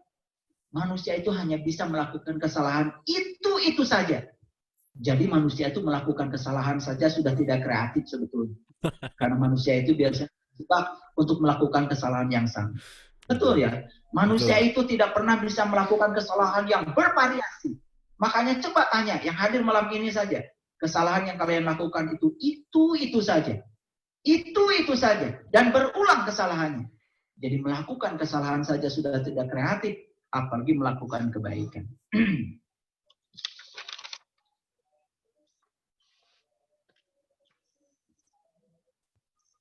Para sahabat, para guru, para suci, para avatar, para mesias, kadang-kadang harus menurunkan kesadaran dirinya. Hanya untuk menyapa muridnya, membimbing para muridnya, menuntun para muridnya yang kesadarannya rendah, bahkan memeluk muridnya yang berkesadaran rendah. Karena apa? Seorang guru yang bijak tidak pernah menarik muridnya memasuki di kesadaran beliau. Justru beliau itu turun ke bawah, mengikuti kesadaran para muridnya. Itulah sebetulnya seorang guru yang hebat, ya. Jadi kadang-kadang cara berpikir muridnya itu yang diikuti, bukan para muridnya mengikuti cara berpikir beliau. Nah, untuk turun ke bawah, bukannya harus melakukan yang namanya keterikatan. Untuk turun ke bawah, kadang-kadang harus melakukan hal yang seperti itu. Tapi hal yang semacam itu adalah keterikatan yang berkesadaran tinggi. Siddhartha Gautama ketika memproklamirkan diri sebagai sang Buddha, apakah itu suatu keangkuhan? Bukan. Itu adalah manifestasi dari kesadaran diri. Jadi ketika muncul manifestasi dari kesadaran diri, keangkuhannya pun keangkuhan di level kesadaran tinggi. Keangkuhan yang akan membawa warna baru pada kehidupan semesta. Bukan keangkuhan yang membawa destruktif, tapi keangkuhan yang membawa konstruktif. Itulah barangkali beberapa hal yang saya sampaikan sebagai prolog. Saya lebih suka sebetulnya kalau dialog positif ini sesuai dengan judulnya. Saya banyak ditanya supaya pengetahuan yang mengalir dari saya mengalir lebih deras lagi dengan pertanyaan. Karena ketika dialirkan pertanyaan, maka pengetahuan pun insya Allah akan mengalir. Terima kasih. Assalamualaikum warahmatullahi wabarakatuh. Waalaikumsalam warahmatullahi wabarakatuh. Wah, luar biasa ya. Sampai nggak bisa nafas tadi. Luar biasa. Atur nuhun, ayo guru, kalimat demi kalimat, ayat demi ayat barusan yang disampaikan benar-benar luar biasa ya. Itu bertubi-tubi lah. Jadi malam hari ini kita nggak dikasih. Nah, kalau tadi Pak Saiful Karim mengatakan bahwa pikiran adalah sesuatu yang negatif gitu dan ruh dan jiwa adalah sesuatu yang positif, barusan yang negatif-negatifnya tuh betul-betul ditahan gitu. Sehingga saya rasa teman-teman semua yang hadir di sini juga merasakan apa yang saya rasa, ada sesuatu yang terbangkitkan dari positivity di dalam jiwa sama ruh kita. Dan itu sangat luar biasa. Oke. Seperti tadi apa yang disampaikan oleh Pak Saiful Karim bahwa dialog itu lebih asik gitu ya. Dialog itu pasti lebih mengembangkan dan itu tadi openingnya aja udah luar biasa. Nah, so teman-teman, ibu dan bapak, sahabat dialog positif semua, siapapun yang ingin langsung bertanya, apresiasi ataupun apapun berkomentar, silakan bisa langsung raise hand atau melalui chat ya. Oke, ini sudah ada yang masuk ke private Pak Saiful Karim. Private-nya tuh pertanyaannya sederhana. Ini saya ringkas gitu ya. Pertanyaannya tuh begini. Bagaimana meningkatkan kesadaran dari kesadaran ritual menuju kepada kesadaran spiritual yang lebih baik, gitulah kira-kira Pak Saiful Karim. Pertanyaannya, jadi tadi mungkin Pak Saiful Karim mengatakan ada ritual itu kan tidak bisa dalam tanda petik membersihkan hati itu bukan hanya di ritual gitu intinya, tapi masuk ke dalam kesadaran spiritual atau ruh dan jiwa gitu. Nah pertanyaannya adalah gimana tuh meningkatkan kadar si ritual yang sudah jadi sehari-hari kebiasaan tapi naik menuju kepada spiritual gitu kira-kira Pak. Hatur nuhun. Baik, ini pertanyaan yang berkesadaran ya, sudah luar biasa. Kalau kita mau lihat sejarah, hampir tidak ada ya para leluhur kita, para guru-guru kita, para nabi, para rasul yang melakukan ritual sebelum mereka melakukan proses spiritual. Jadi selama ini kan sebenarnya kebalik ya. Kita ini ritual dulu baru spiritual. Harusnya spiritual dulu baru ritual. Jadi ritual itu sebetulnya adalah manifestasi dari kesadaran. Harusnya itu yang dilakukan. Makanya Nabi Muhammad tidak sholat dulu. Sholat itu ritual. Tetapi ya mohon maaf, Isra Mi'raj dulu. Isra Mi'rajnya adalah spiritual. Jadi kalau kita mau berbicara spiritual dari kata, spirit itu kan sebetulnya adalah ruh ya. Spirit itu adalah jiwa. Dan ritual itu adalah upacara sebetulnya. Jadi spiritual itu kan artinya mengupacarakan jiwa. Nah, selama ini ya yang terjadi adalah mengupacarakan tubuh. Itu namanya ritual. Jadi tidak ada ya spiritnya. Jadi hanya ada ritualnya saja. Jadi contoh yang paling sederhana lah, yang dilakukan oleh Nabi Ibrahim misalnya. Nabi Ibrahim itu tidak melakukan proses ritual dulu, tapi melakukan perjalanan spiritual. Ya, makanya di dalam Quran surat Al-An'am itu ada cerita tentang perjalanan Nabi Ibrahim mencari Tuhan. Nah, perjalanan Nabi mencari Tuhan itu adalah perjalanan spiritual. Sampai akhirnya Nabi Ibrahim bertemu bintang, bertemu bulan, bertemu matahari. Lalu ketika sudah bertemu dengan matahari, tentu saja bukan bintang, bulan, dan matahari yang biasa ya, tapi itu adalah bintang, bulan, dan matahari yang simbolik. ada pernyataan Nabi Ibrahim yang sangat luar biasa di penghujung perjalanannya, yaitu beliau mengatakan, ini wajahku. Wajhalillati fataras samawati wal ard. Aku hadapkan wajah batinku kepada zat yang telah menciptakan langit dan bumi. Nah, itu sudah ritual. Jadi ritual itu sebetulnya ya sesuatu yang sangat penting. Dan dalam ritual itu saya yakin para leluhur kita mengajarkan ritual. Di dalam ritual ada simbol-simbol mulia yang harus kita baca sebetulnya. Jadi kalau Nabi Muhammad mengatakan as-sholatu mi'rajul mu'minin, sholat itu mi'rajnya orang yang beriman. Artinya dalam gerakan sholat itu ada suatu simbol-simbol yang dapat dibaca sebagai suatu perjalanan ya menuju ke dalam diri sebetulnya bagi orang yang tahu. Dari mulai takbir sampai mengacungkan mengacungkan telunjuk. Mohon maaf, coba tanyalah sekarang semua orang di seluruh Indonesia barangkali ya. Coba kalau kamu sholat mengacungkan telunjuk, pasti ini kan tidak ada yang pakai kelingking begini. Semua begini. Tapi pertanyaan coba ditanya, apakah dia bisa memberikan argumen? Kenapa begini? Kenapa bukan begini? Nah itu karena belum bisa membaca, ya dalam ritual itu ada spiritnya. Ada simbol yang diwariskan oleh para leluhur kita harus kita baca. Nah, sehingga kita akhirnya terjebak oleh ritual yang bersifat rutinitas. Maka jangan heran kalau kita tidak punya kepuasan. Suatu saat bukan kepuasan yang kita dapat, malah justru adalah kebosanan. Jadi kalau kita melihat sejarah para nabi, para rasul, mereka itu melakukan perjalanan spiritual dulu sebelum mensimbolkan perjalanan spiritual ke dalam ritual. Haji itu kan ritual, ya. Kenapa tawaf itu 7 putaran? Dan kenapa mulainya dari Hajar Aswad? Kenapa ke Multajam? Kenapa lewat pintu Ka'bah? Kenapa lewat Hijr Ismail? Itu kan sebenarnya simbol-simbol ritual. Tapi apakah kita bisa membaca spirit di balik simbol itu? Ruhnya, pesannya, ya pengertiannya. Kalau tidak bisa membaca, ya sudah. Ya kita muter di sana, muter aja. Seperti muter di tempat lain, dapat keringetan aja. Ketawa-ketawa atau sambil foto-foto. Ya, paling cuma bedanya kan kita pakai kain putih-putih ya, 2 lembar bagi laki-laki. Dan ketika dipoto kan keren karena pakai kain itu. Ya, tapi sebenarnya jalan kakinya kan sama. Sama dengan di tempat yang lain. Bahkan ketika ditanya kenapa 7 putaran, itu juga tidak tahu. Yang ada cuman pokoknya 7 deh, nggak usah banyak tanya. Kenapa nggak 8? Kenapa nggak 9? Lalu pesan apa? Makanya setelah haji, setelah umroh, tidak ada perjalanan spiritualnya. Tidak ada upaya mencari melakukan proses perjalanan. Nah itu karena tidak sanggup membaca ya spirit di dalam ritual.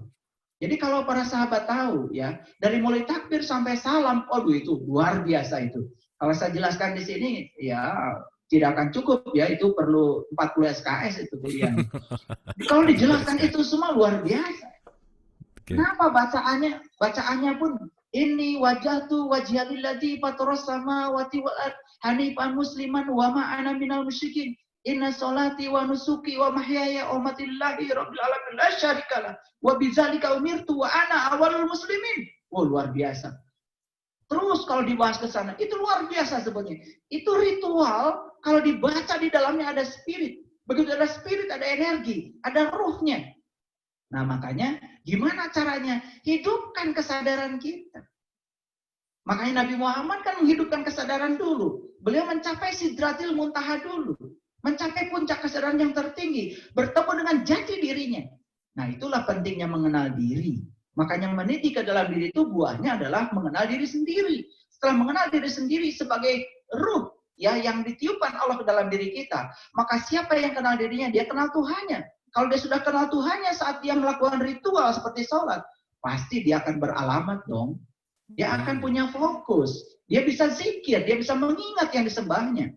Kan tidak mungkin kita melakukan kerja kalau kita tidak punya majikan. Kan namanya juga kerja bakti. Gak ada yang gaji. Ya. Jadi oleh karena itu maka pertanyaan ini sangat bagus. Bagaimana caranya untuk meningkatkan kesadaran dari ritual menuju spiritual? Maka caranya adalah ada di pertanyaan ini sendiri. Tingkatkan kesadaran dengan cara mengenali jati diri kita sendiri. Gimana caranya? Ya tentu saja kita harus pergi ke sidratil muntaha, ke puncak kesadaran kita yang tertinggi. Bagaimana level-levelnya? Ya seperti Nabi Muhammad.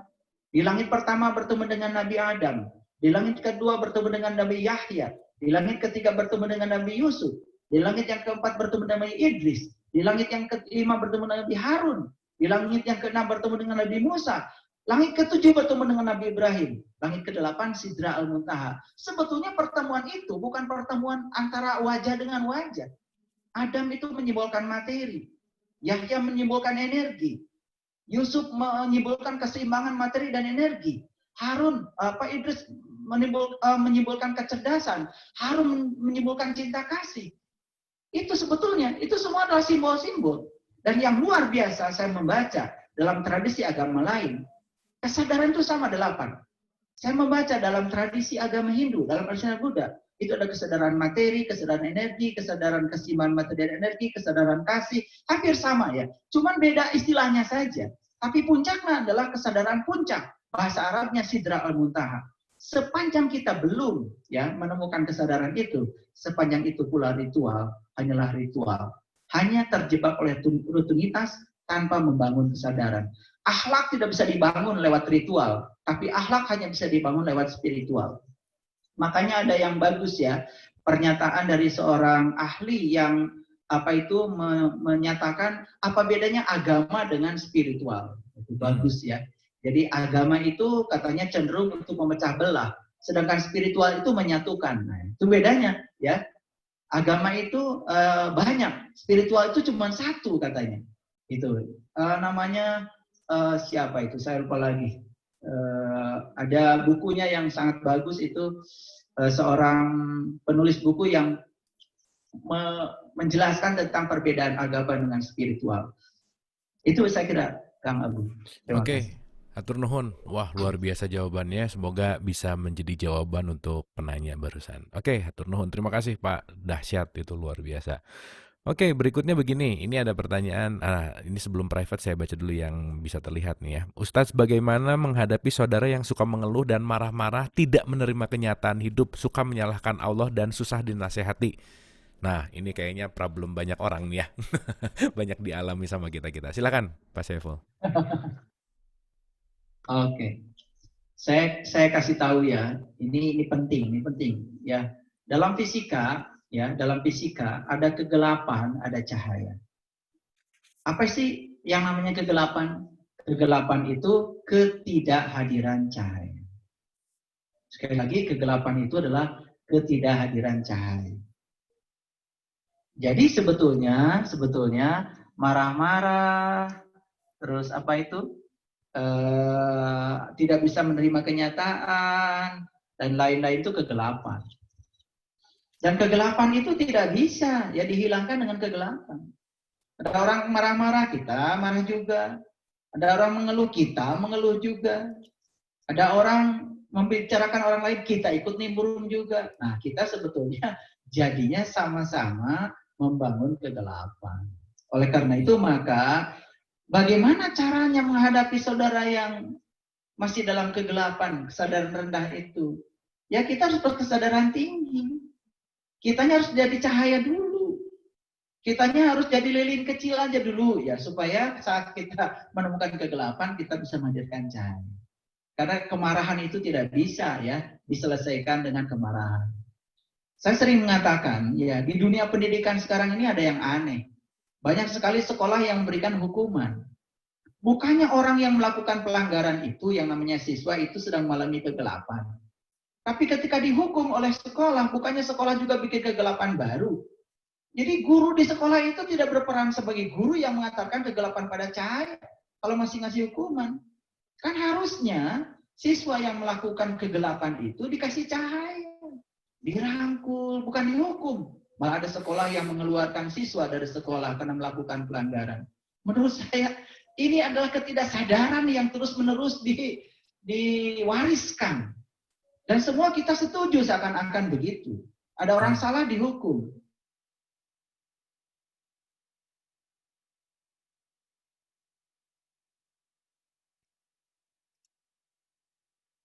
Cek, Pak. Oke, sebentar Ibu dan Bapak.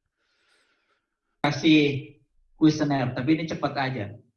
Tinggal bilang ya atau tidak. Kalau saya menyebut satu kata, ya, satu kata bilang ya atau tidak. Nanti tinggal dihitung berapa ya-nya. Tidaknya nggak usah dihitung. Ya. Oke.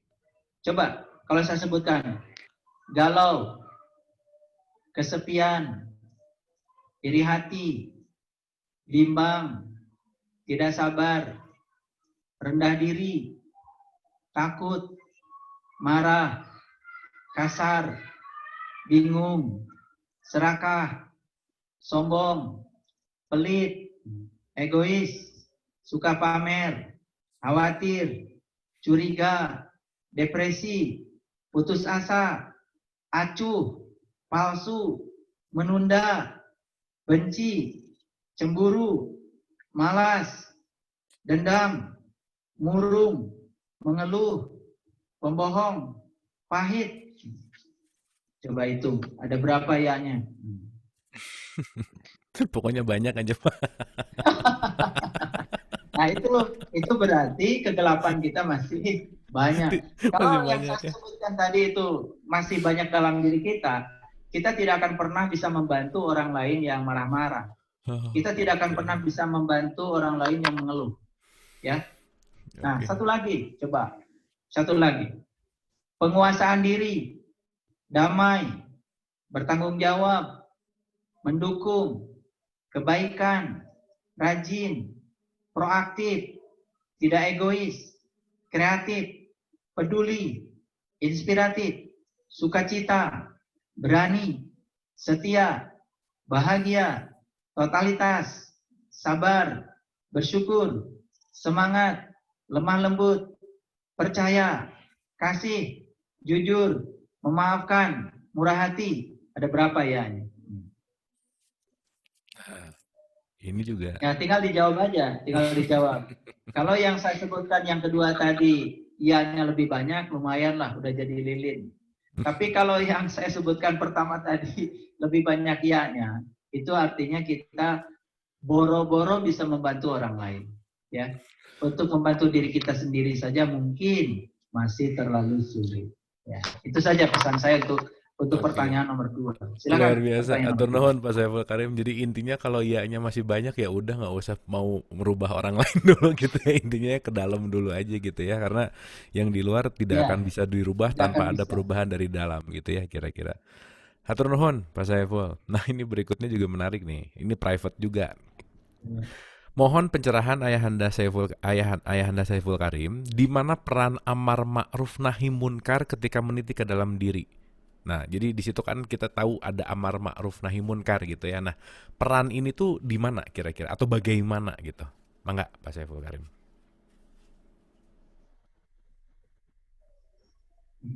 Ya, inilah ya yang perlu diluruskan dulu ya. Amar ma'ruf. Amar ma'ruf itu apa sih? Amar itu kan perintah. Ma'ruf itu dari ma'rifat. Jadi ma'ruf itu dari ma'rifat. Ma'ruf itu mengenal. Jadi sebenarnya amar ma'ruf itu perintah untuk mengenal. Mengenal siapa? Mengenal jati diri kita sendiri. Supaya apa? Supaya bisa menolong orang lain. Itu sebetulnya. Tadi saya di awal mengemukakan seseorang yang ya mengalami defisit cinta di dalamnya. Karena dia belum terhubung dengan sumber cinta, maka pasti ketika dia mencintai itu akan penuh dengan kepura-puraan. Dan suatu saat dia akan mengalami kebosanan dengan yang dicintai. Dan itu adalah cinta palsu. Tetapi seseorang yang sudah mengakses sumber cinta dalam dirinya. Sumber cinta dalam diri kita bukannya Allah yang Maha Pengasih dan Maha Penyayang. Ada di dalam diri kita lebih dekat kepada kita melampaui dekatnya urat nadi leher kita. Jadi kalau kita sudah bisa mengakses ke dalam ya sumber cinta kita, maka otomatis kita akan bisa mencintai orang lain. Dan cinta pada orang lainnya itu cinta bukan karena defisit cinta, tapi cinta yang sudah meluap, cinta yang sudah berlebih. Dan orang yang cintanya sudah meluap dan melebih, dia tidak merasa ketika mencintai itu melakukan pengorbanan. Kalau sudah meluap dan lebih, ketika melakukan kebaikan pada orang lain, tidak merasa kalau dia sedang melakukan kebaikan pada orang lain. Tapi dia justru sedang mencintai dirinya sendiri. Karena dia sadar bahwa kebaikan yang dilakukan bukan untuk siapa-siapa, kecuali untuk dirinya sendiri. Nah, jadi sebetulnya konsep yang disebut dengan amar ma'ruf nahi munkar yang selama ini dipraktekkan dalam kehidupan itu terus aja peduli pada orang lain. Lalu kita tidak peduli pada diri kita sendiri. Bagaimana kita bisa mencintai orang lain kalau kita tidak mencintai diri kita sendiri? Mas saya bilang tadi, mencintai orang lain tanpa mencintai diri sendiri itu adalah suatu kepalsuan. Mencintai diri sendiri, mohon maaf, bukan mencintai ego kita, bukan mencintai kepribadian kita, tapi mencintai diri sendiri adalah mengenal diri sejati kita. Karena kalau sudah mengenal diri sejati kita, kita akan tahu siapa diri kita. Dengan sendirinya kita akan cinta, karena cinta itu bukan sesuatu yang dibangun ya, tetapi cinta itu yang lahir dengan sendiri. Dan cinta yang semacam itu unconditional. Itu sudah tidak bersyarat cinta yang semacam itu. Dan orang yang mencinta tidak perlu untuk dicinta. Karena cinta itu akan datang dengan sendirinya ketika mencinta. Orang yang berkesadaran seperti ini tidak pernah merengek-rengek untuk dicintai. Makanya saya pernah menyampaikan 7 jalan baru kepada para sahabat. Salah satu jalan baru yang saya sampaikan adalah berhenti memaksakan cinta. Mari kita mengungkapkan cinta. Nah, mengungkapkan cinta itu yang disebut dengan nahi munkar. Dan dimulai dengan amar ma'ruf. Perintah untuk mengenal jati dirinya lakukan dulu. Baru nahi munkar, baru keluar. Ini amar ma'ruf nahi munkar, malah terus aja nyuruh-nyuruh orang lain berbuat baik. Sementara diri kita pun defisit kebaikan ya. Sama saja dengan yang tadi saya sampaikan. Dari kuesioner saya yang saya sebutkan pertama itu, dari 30, ya-nya 30.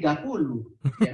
Dari yang 25, yang kedua saya sebutkan tadi 25, ternyata ya-nya tidak ada. Lalu bagaimana mau amar ma'ruf nahi munkar? Jadi meniti ke dalam diri bukan menegasikan kepedulian pada orang lain. Ulangi ya. Meniti ke dalam diri bukan menegasikan kepedulian, bukan menjadi orang yang egois. Bukan. Para nabi, para rasul itu setelah meniti ke dalam diri ujungnya apa? Ya, baru keluar dari kawah candra di mukanya, keluar dari gua Hira.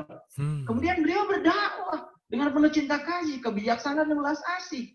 Dan puncaknya dakwah para leluhur kita, para mesias, para avatar apa? Kan puncaknya melepaskan jubah, melepaskan baju kebesarannya, melepaskan atributnya. Sudah tidak pakai ritual lagi, tapi sudah menjadi spiritual, ya. Akhlak yang ditonjolkan, keteladanan yang ditonjolkan. Bukan lagi kata-kata, tapi tindakan yang ditonjolkan. Itulah buahnya. Dan tindakan yang ditujukan seperti itu tindakan yang alami dan spontan. Karena apa? Lahir dari cinta yang meluap di dalam, bukan dari defisit cinta yang penuh dengan kepura-puraan. Saya kira itu.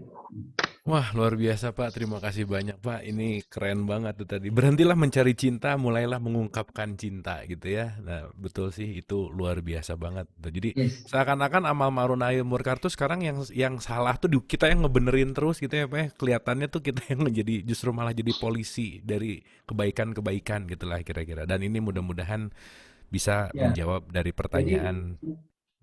Mangga Pak. Harus dihindari adanya polisi agama. Polisi agama ya. Dikit-dikit nyalahin, dikit-dikit orang-orang yang merasa dirinya lebih hebat dari yang lain kemudian merendahkan orang lain. Padahal setiap orang itu punya perjalanan sendiri-sendiri. Allah itu Maha Pencipta keberagaman. Ya. Jadi kita harus belajar menghargai perbedaan dan menghormati bahkan perbedaan itu. Oke. Hatur nuhun Pak Saiful, luar biasa. Oke, ini Bunda Winnie Sumantri sudah raise hand. Silakan Bunda untuk meng-unmute. Assalamualaikum warahmatullahi wabarakatuh. Pak Saiful. Waalaikumsalam. Pak Saiful, saya mau menceritakan saya nih ya. Saya ini dibesarkan dari ayah yang Jawa, ibu yang Sunda. Kalau ayah lebih ke spiritual, kalau ibu lebih ke ritual. Dan di situ saya melihat bahwa spiritual waktu saya kecil itu rasanya serem gitu loh.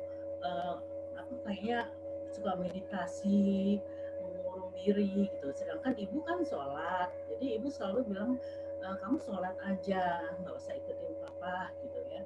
Tapi sekarang ini kan Pak Saiful bilang lebih baik kita belajar spiritual dulu daripada ritual dulu. Kalau ritual aja tidak akan ada apa-apanya, hanya diulang-ulang saja gitu. Dan selama saya belajar dengan nada abu, ya memang saya lebih banyak ke spiritualnya.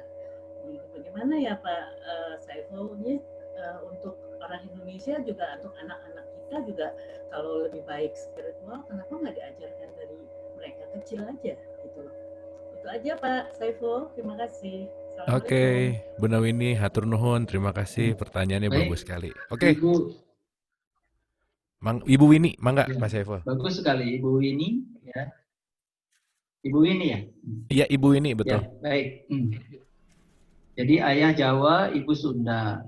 Betul. Ayah spiritual, mengajarkan spiritual, ibu mengajarkan ritual. Nah, betul. Ibu itu sholat, ayah meditasi. Inilah sebetulnya harus diluruskan. Dikiranya sholat itu ritual dan meditasi itu spiritual. Itu yang keliru. Jadi sebetulnya sholat itu ya harus mencapai spiritual. Jadi kalau sholat itu cuman raganya saja, itu yang ritual. Tapi kalau sholat itu sudah ada ruhnya, sudah ada spiritnya. Kan spiritual saya bilang tadi, dari spirit dan ritual. Jadi ritual itu sudah ada spiritnya. Sudah ada pemahaman, sudah ada energi di situ. Takbir paham, kenapa begitu. Ya, simbolnya menyimbolkan apa, paham. Ya, bacaannya juga paham. Bukan sekedar rutinitas. Jadi, saya tidak mengatakan meditasi itu spiritual, kemudian sholat itu ritual. Lalu nanti jadi salah kaprah, harus meditasi dulu semua baru sholat. No, bukan begitu. Bahkan sholat pun adalah meditasi yang sangat luar biasa kalau ada spiritualnya. Jadi bukan dipisah antara meditasi dengan sholat. Jadi sebenarnya sholat itu adalah, kalau sholat itu olah napasnya bagus, ingatannya juga bagus, pikirannya sudah hening cipta. Nah, makanya harus belajar. Itu sholat itu bukan ritual, sholat itu spiritual dan bisa mengubah, ya, bisa mengubah akhlak seseorang. Makanya sholat itu bukan tujuan sebetulnya, sholat itu instrumen. Makanya di Quran dikatakan aqimis sholat, inna sholat tanha anil fahsya wal munkar. Dirikanlah sholat, sesungguhnya sholat itu adalah instrumen yang bisa mencegah kamu dari perbuatan keji dan munkar. Kapan sholat itu bisa mencegah perbuatan keji dan munkar? Menurut saya, kalau dia itu sudah spiritual, bukan segala ritual. Itu ya, jadi harus diluruskan. Bukan sholat itu ritual, kemudian meditasi spiritual, bukan ya. Jadi spiritual itu bukan meditasi.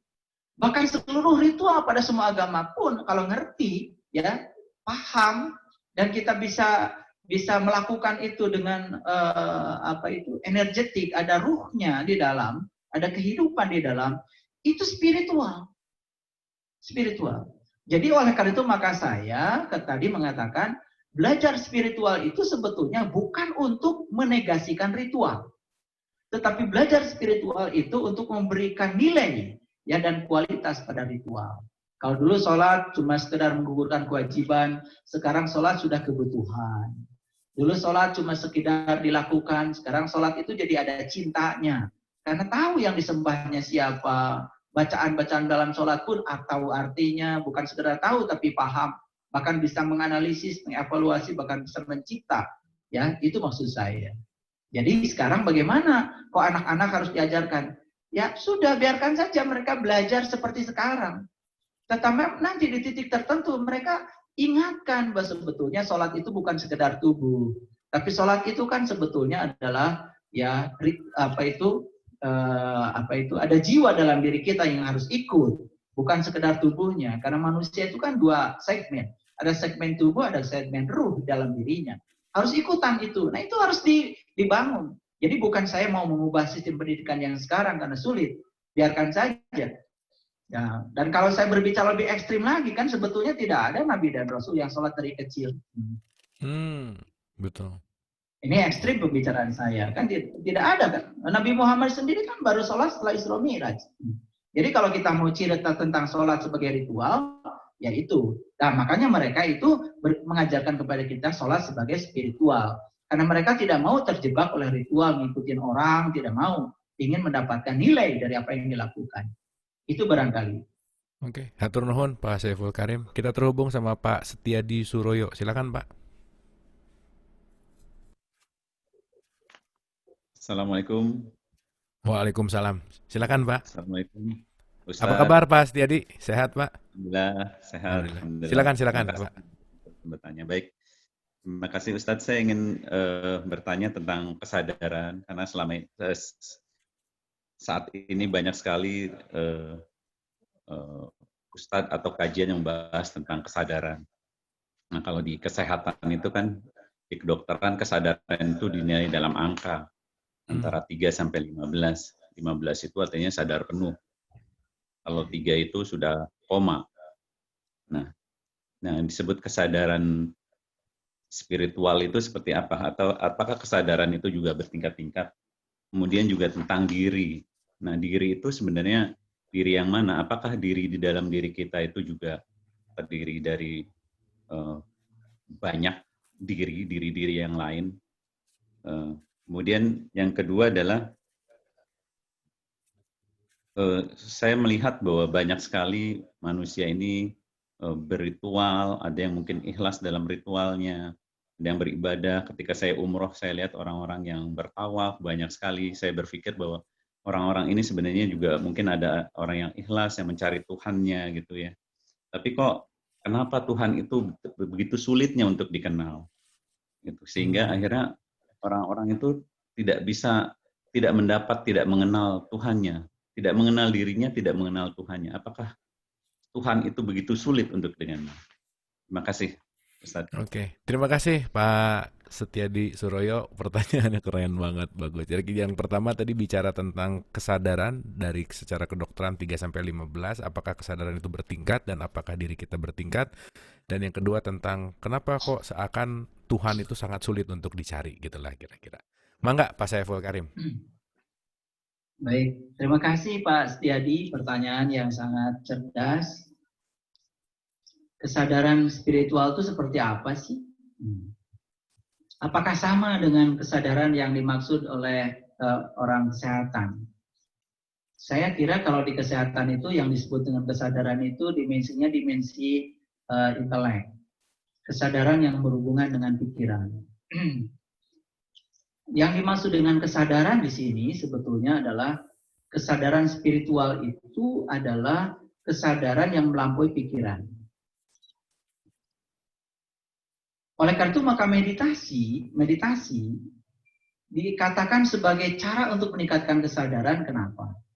Karena meditasi itu ketika pikiran itu ketika meditasi maka kita itu keluar dari pikiran. Keluar dari pikiran artinya kita tuh nonton pikiran kita sendiri. Dan pikiran itu tidak dihentikan, tidak dilawan, tidak dihakimi, tidak disalahkan, biarkan saja. Sampai suatu saat kita tidak bisa melihat lagi diri kita sebagai pikiran. Justru kita melihat diri kita yang melampaui pikiran. Ketika diri kita melampaui pikiran itu yang disebut dengan keheningan. Itulah yang disebut dengan kesadaran spiritual. Dan sulit kalau saya mengatakan lewat kata-kata. Kalau saya tidak mengajarkan langsung. Jadi kan ada yang mengatakan meditasi itu mematikan pikiran. Bagaimana pikiran bisa dimatikan? Kalau ada orang mengatakan meditasi mematikan pikiran, itu belum belajar meditasi. Meditasi itu keluar dari pikiran dan kita menyaksikan sendiri pikiran kita. Nah, saya menemukan ketika kita keluar dari diri kita dan menyaksikan pikiran kita tanpa dihakimi, tanpa disalahkan, dan kita tidak berkelahi dengan pikiran kita sendiri. Biarkan saja. Itu persis seperti kita nonton film. Jadi semua itu seperti nonton film. Dan suatu saat kita itu akan menyaksikan bahwa yang kita saksikan itu tidak ada lagi. Dan pada saat itu justru kita akan menyaksikan diri kita bukan sebagai pikiran, tapi kita akan menyaksikan diri kita yang melampaui pikiran. Saat kita menyaksikan diri kita yang melampaui pikiran, yang ada di situ cuma keheningan, ketentraman, kedamaian, ya itu yang disebut dengan hening cipta. Jadi hening cipta itu beda dengan yang sekarang upacara. Mari kita mengheningkan cipta, mengenang, loh malah jadi mengenang. Mengenang itu tidak hening. Harusnya mengheningkan cipta itu kan berhenti. Jadi itu sudah ajakannya juga nggak perlu ditiru menurut saya. Mari kita mengheningkan cipta untuk para arwah. Loh, jadi kan katanya mengheningkan cipta, tapi untuk para arwah pahlawan. Jadi kita kan jadi, kalau mau doa aja, jangan pakai hening cipta. Mari kita doa buat para pahlawan, kan lebih bagus begitu. Daripada kata-katanya hening cipta, tapi untuk para arwah pahlawan. Jadi nggak hening lagi kan. Ciptanya malah jadi mikir. Ada daya cipta yang terstimulus oleh itu. Malah jadi tidak hening. Nah, itulah sebetulnya pentingnya meditasi. Jadi meditasi juga banyak ya yang ngajarkan, tetapi banyak juga yang, mohon maaf ya abal-abal ngajarin meditasinya. Akibatnya jadi hasilnya juga bukan ketenangan, malah jadi merasa sudah paling spiritual aja, tapi nggak kemana-mana sebetulnya. Jadi menurut saya ada perbedaan antara kesadaran spiritual dengan kesadaran pikiran yang diberi angka ya yang oleh kedokteran tadi. Kemudian yang kedua, yang dimaksud dengan diri yang mana? Ya tentu saja diri yang asli, diri sejati kita, ya. Karena diri sejati kita itu kan yang di dalam. Diri kita itu yang dimaksud adalah percikan dari cahayanya yang ditiupkan ke dalam diri kita. Sesuai dengan Quran surat di Quran surat Al-Hijr dikatakan faida sawaitu wa nafakhtu fihi min ruhi wa qaulahu sajid. Dan ketika aku sudah selesai menciptakan tubuhmu, aku tiupkan ruhku. Dan itulah diri sejati kita. Karena tubuh ini hanya sebagai sarana ya untuk kita berkarya di semesta ini. Nah, yang dikaryakan itu kan sebetulnya yang di dalam. Itu adalah diri sejati kita. Nah, oleh karena itu diri sejati ini kalau diumpamakan oleh saya seperti percikan dari air laut misalkan, dan Allah yang maha luas itu adalah samudranya, maka kalau kita mengenal percikan dari air laut itu, kita akan mengenal samudra. Makanya dalam hadis dikatakan siapa yang kenal dirinya, maka dia akan kenal pada Tuhan. Nah, itu diri itu yang saya maksud. Kemudian yang ketiga, kenapa sih susah sekali untuk mengenal Tuhan? Nah, sebetulnya mengenal Tuhan itu dipersusah oleh siapa? Oleh mereka-mereka yang tidak kenal Tuhan. Tuhan sendiri sudah ngasih alamat begitu jelas kok di Quran. Apabila kamu bertanya kepadaku, katakanlah sesungguhnya aku dekat. Aku meliputi timur dan barat. Kemanapun kamu malingkan wajah, di situ ada wajahku. Aku bersamamu dimanapun kamu berada. Lebih dekat daripada urat nadi lehermu. Tuhan sudah mempermudah kok. Sudah ngasih alamatnya jelas. Bukan alamat palsu. Tetapi kemudian adalah lahir orang-orang nih ya di sekitar kita yang membuat kesulitan. Saya sering berkelakar. Bertemu dengan Allah itu lebih mudah daripada bertemu dengan Pak RT. Pak RT lagi mancing nggak ada di rumahnya. Iya. Pak RT lagi mancing nggak ada di rumah. Disusul sama saya ke kolam pancing juga. Udah pergi katanya Pak RT. Susah nyarinya. Tuhan itu nggak pernah tidur, nggak pernah ngantuk. Bahkan beliau mengatakan dimanapun kamu berada, di situ ada aku. Bagaimana tidak mudah. Tetapi konsep bertemu dengan Tuhan ini dipersulit oleh siapa? Oleh mereka-mereka yang ini, ya, yang merasa dirinya sudah spiritual. Mudah sekali, ya, mudah sekali. Jadi saya tidak mengatakan bertemu Tuhan itu sulit. Ada yang mempersulitnya. Nah, perlu dicari itu kenapa itu dipersulit, itu ya. Saya juga tidak tahu alasannya apa, supaya kan ada istilah di hukum itu. Kalau bisa dipersulit, kenapa dipermudah? Gitu, supaya ada orang yang merasa dirinya paling berjasa. Kan yang jual jasa di mana-mana ada, ya. Jasa untuk mengantarkan pada Tuhan karena sulit kan jadi duitnya jadi besar. Itu yang berbahaya ya, yang berbahaya. Kalau orang sudah jual jasa, udah jasanya besar kemudian tidak nyampe-nyampe, itu lebih berbahaya lagi. Ya. Itu saya kira bertemu dengan Tuhan itu mudah. Lebih mudah daripada bertemu dengan Pak RT. Oke, atur nuhun Pak Saiful Karim. Boleh tepuk tangan dulu ya. Wah, malam hari ini pokoknya ngap ya, susah nafas kita malam hari ini. Terima kasih Pak. Oke, Pak Saiful Karim, hatur nuhun pisan. Waktu sudah menunjukkan 21.20. Jadi saya rasa statement barusan yang Pak Saiful Karim terakhir ini banyak menjawab pertanyaan yang sudah ditanyakan tanpa perlu dipertanyakan lagi gitu. Karena relevan sekali dengan apa yang disampaikan. Jadi mudah-mudahan pertanyaan-pertanyaan siapapun yang bertanya tadi melalui private ataupun chat mendapatkan jawabannya, karena saya lihat relevan sekali dengan apa yang sudah disampaikan oleh Pak Saiful Karim. Jadi satu jawaban bisa menjawab 5-6 pertanyaan nih. Alhamdulillah luar biasa. Hatur nuhun Pak Saiful Karim. So terakhir sebelum ditutup seperti biasa Pak Saiful Karim, final statement episode 131. Silakan Pak. Terima kasih para sahabatku semuanya yang hadir malam ini. Orang bodoh itu mengira dia bijaksana. Karena orang bijaksana tahu kalau dia bodoh. Makanya kalau orang yang mengira dirinya bijaksana itu orang bodoh. Karena orang bijaksana itu justru ya tahu kalau dirinya bodoh. Makanya puncak kebijaksanaan itu nggak tahu apa-apa, tidak bisa apa-apa, tidak punya apa-apa, dan tidak merasa siapa-siapa. Maka orang bijaksana tidak pernah menghukum. Orang bijaksana tidak pernah mengatakan ini sesat, ini tidak sesat, tidak begitu. Itu hanya dilakukan oleh orang-orang yang bodoh. Terima kasih. Terima kasih Pak Saiful Karim, luar biasa ya malam hari ini. Sekali lagi teman-teman, ibu dan bapak, sahabat semua, kita bersyukur, berterima kasih sayang Allah membawa Pak Saiful Karim untuk menyampaikan hikmah-hikmah, menyampaikan cahaya-cahaya yang saya rasa malam hari ini getarannya bisa kita rasakan di dalam hati kita.